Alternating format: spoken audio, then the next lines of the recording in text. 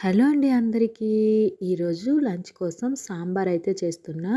ఈ సాంబార్ అంటే ఇష్టం లేని వారు ఎవ్వరూ ఉండరు. నాకు తెలిసినంత వరకు చాలా సింపుల్‌గా, టేస్టీగా ఎన్నిసార్లు చేసినా ఒకే విధంగా వచ్చేలా ఇప్పుడు ఈ వీడియోలో సాంబార్ ఎలా చేసుకోవాలో చూసేద్దాం. ఏ ఫంక్షన్ చేసుకున్నా, ఏ పూజ చేసుకున్నా, ఎక్కువ మంది చుట్టాలు ఇంటికొచ్చినా, ఒక్కరొచ్చినా, నలుగురొచ్చినా, ఎవరొచ్చినా సరే ఖచ్చితంగా లంచ్‌లోకైతే సాంబార్ రెసిపీ ఉండాల్సిందే.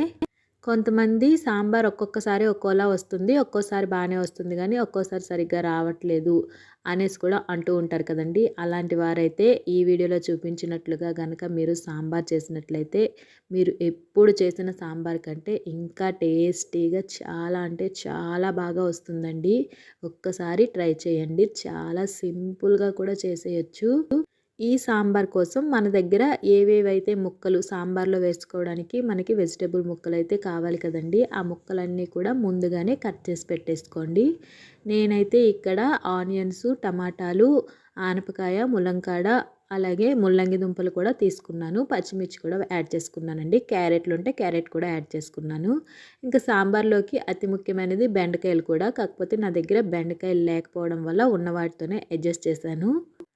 మనం చేసుకునే సాంబార్ క్వాంటిటీకి తగినట్టుగా చింతపండుని కూడా ముందుగానే నానబెట్టేసుకున్నాను. నేనైతే ఇక్కడ ఒక పెద్ద నిమ్మకాయ సైజ్ చింతపండునైతే తీసుకున్నానండి. అలాగే ఒక కుక్కర్‌లో పప్పు కూడా ఉడికించేసుకున్నాను. పప్పునైతే ఒక 5 విజిల్స్ వచ్చేంత వరకు ఉడికించుకోవాలండి. సాంబార్‌లోకి పప్పు మెత్తగా ఉడికిపోతేనే టేస్ట్ అయితే బావుంటుంది.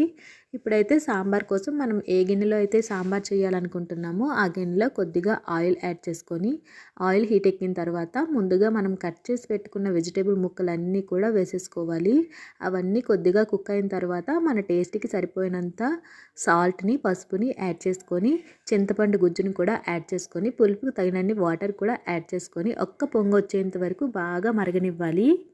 సాంబార్ మరగడం స్టార్ట్ అయిన తర్వాత మనం ముందుగా ఉడికించి పెట్టుకున్న పప్పును కూడా ఇందులో యాడ్ చేసుకొని, మళ్ళీ ఒక పొంగొచ్చేంత వరకు బాగా మరగనివ్వాలండి. ఇప్పుడు మరుగుతున్న సాంబార్లో సాంబార్ పౌడర్‌ని మన టేస్ట్‌కి సరిపడా అంటే కొద్దిగా కారాన్ని కూడా యాడ్ చేసుకోవాలి. ముందు పచ్చిమిర్చి యాడ్ చేసుకున్నాం కాబట్టి కారాన్ని చూసుకొని యాడ్ చేసుకోండి. అలాగే కొంచెమంతా బెల్లాన్ని కూడా యాడ్ చేసుకున్నాను. మనం కొద్దిగా బెల్లం వేయడం వల్ల ఏంటి అంటే సాంబార్ టేస్ట్ ఇంకా చాలా బావుంటుందండి. ఇప్పుడు సాంబార్ అంతా కూడా మరుగుతుంది కదా! ఇంకోవైపు అయితే పోపు పెట్టేసుకుందాము.